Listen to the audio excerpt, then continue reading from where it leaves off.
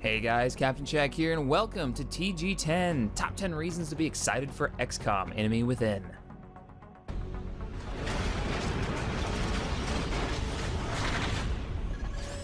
We only have tiny bits of the story to go off of.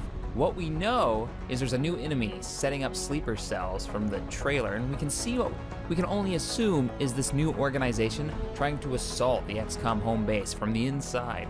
We also know about Operation Progeny. Operation Progeny was originally content planned as a DLC released like Slingshot, which was for the last game.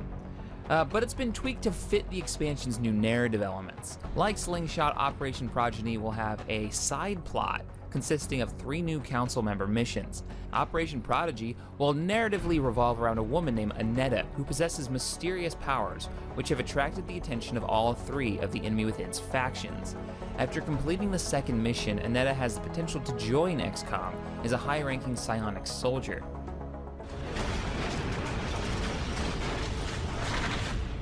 The Meld is a nanotech organism used to modify your soldiers to create either the new mech troopers or to genetically alter a current soldier with new abilities.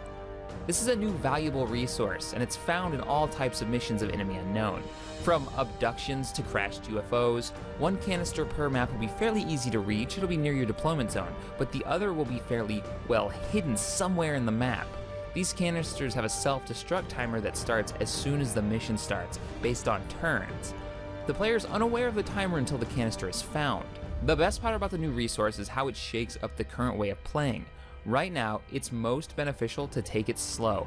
Move your troops in short, small bursts, and constantly keep them in Overwatch. With this new resource, risk equals reward. If you want the best toys, you have to put your people on the line. You gotta get out there. These new weapons could mean victory or defeat in later missions. So it's your call if you risk your people to move quickly and secure the new resource, or play it safe and let the opportunity slip away.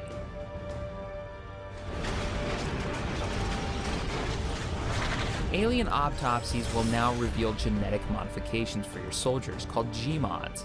These soldiers will be given new abilities or stats that fit into different categories, such as the brain, eyes, chest, and legs, with 2 options available for each.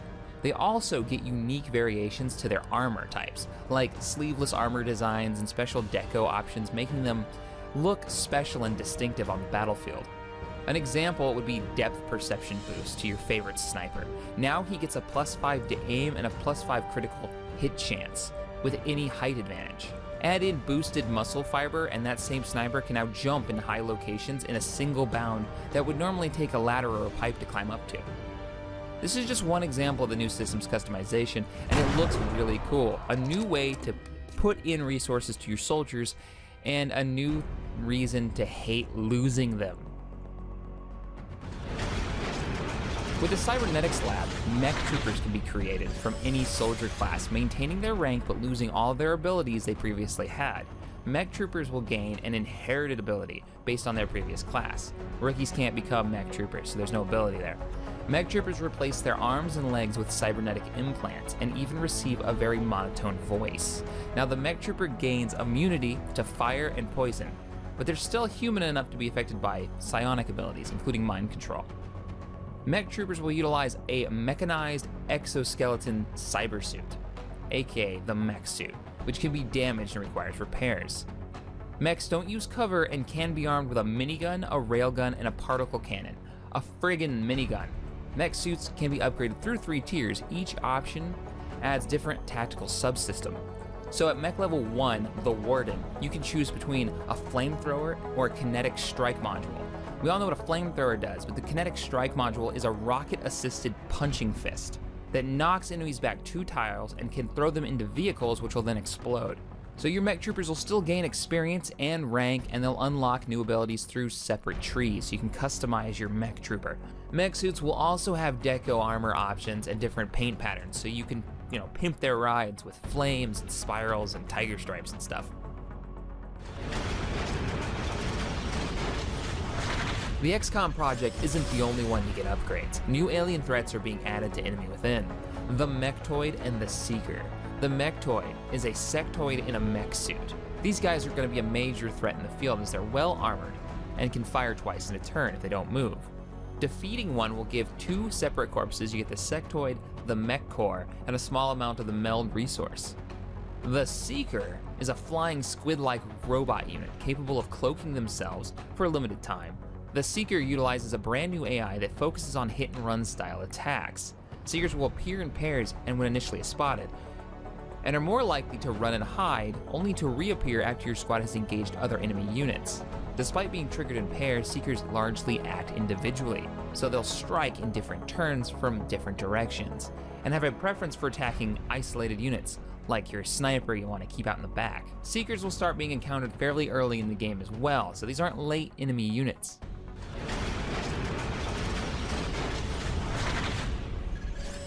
The expansion includes a new enemy faction in the form of a secret human paramilitary society titled Exalt. While not allied with the aliens, Exalt harbors transhumanist ideals and sympathizes with the aliens' effort to evolve mankind. Where others fear or resist the alien invasion, Exalt sees it as their opportunity to acquire the resources they need to seize power. So, like XCOM, Exalt is operating in the shadows and endeavoring to recover alien technology and harness the power of gene modification. But, unlike XCOM, their ultimate goal is to rule the world. Exalt works to disrupt XCOM's activities as they see XCOM as a rival in the acquisition of alien technology and an impediment to the aliens' human experimentation. To this end, Exalt sets up sleeper cells in council nations around the world. The cell's hidden presence magnifies the effect of any panic the country may receive. It's a neat twist to the gameplay, and actually trying to discover where these bases are located has been woven into the gameplay. So you're gonna defeat them in certain missions and you'll get intel on where their main base may be. Then, once you get enough intel, you'll be given maybe 3 or 4 locations you can attack. If you attack the wrong one and go early without having full intel and knowing for sure where they are, there's a chance you can invade a foreign country and they will remove themselves from the XCOM project. If you find the correct base, their main base of operations, you go in there, you wipe them out, and they're gone from the map for good.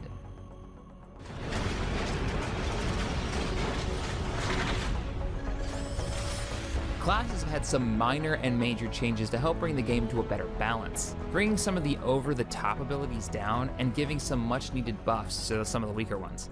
So, for example, support's Deep Pocket ability now gives limited use items like grenades and arc throwers and medkits more charges. Cover Fire now fires before the enemy uses his weapon.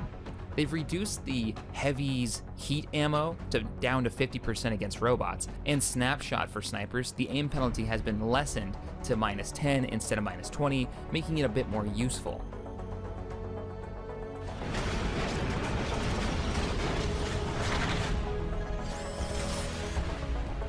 With new class changes comes new tech to outfit your boots on the ground with. A host of new grenades like the Needle Grenade, which has a big blast radius but won't destroy cover or affect targets in cover. Stealth grenades that splashes like an invisible paint on your troops, making them invisible from enemy sight. And Gas Grenade, which uses the Thin Man poison. Flashbangs have been added, and it's something that I've really wanted, which you throw into a room and it'll disorient enemies before you rush in there and clear the area. They've also added 2 new items called the Mimic Beacon and the Respirator Implant. The Mimic Beacon acts as a signal that tricks enemies into thinking it's a human target, drawing them towards it. And the Respirator Implant works as a nanofiber vest by adding health, but also provides immunity to the Seeker's new Strangle attack.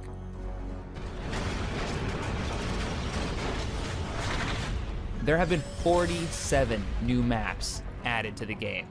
New maps include things like a bank, a new truck stop, a roadhouse, an ice cream shop, a coffee shop, a hydroelectric dam, a tire shop, rural highway construction sites, and several new crashed UFO maps. Probably my biggest complaint from the original game was, I've done that UFO crash map so many times. Now they're talking about having them in an urban field, an urban area, where you'll have wrecked buildings and rubble everywhere. There's a farm for sure we've seen in some of the trailers. Some of the original Enemy Unknown maps have also been tweaked, some to address exploding cart issues that were held, and to add the meld containers, while others have been adapted to the new mission types. Now the game has actually been set up so you'll see more of the enemy within new maps during gameplay for your initial playthrough, and then over time you'll get a mix of the old maps in so they don't get stale too quickly. With these new maps comes new mission types like covert operations. Covert operations are new tactical missions used to counter the threat of X-Salts, initiated from the Situation Room and require the dispatch of a covert operative. Positions of covert operative is filled by selecting any soldier except a heavy or a mech trooper for special duty, in which they are deployed without armor and only equipped with a pistol and any items available to them. The covert operative remains unavailable for other missions during the several days in which they are completing their assignment, and then signal for extraction.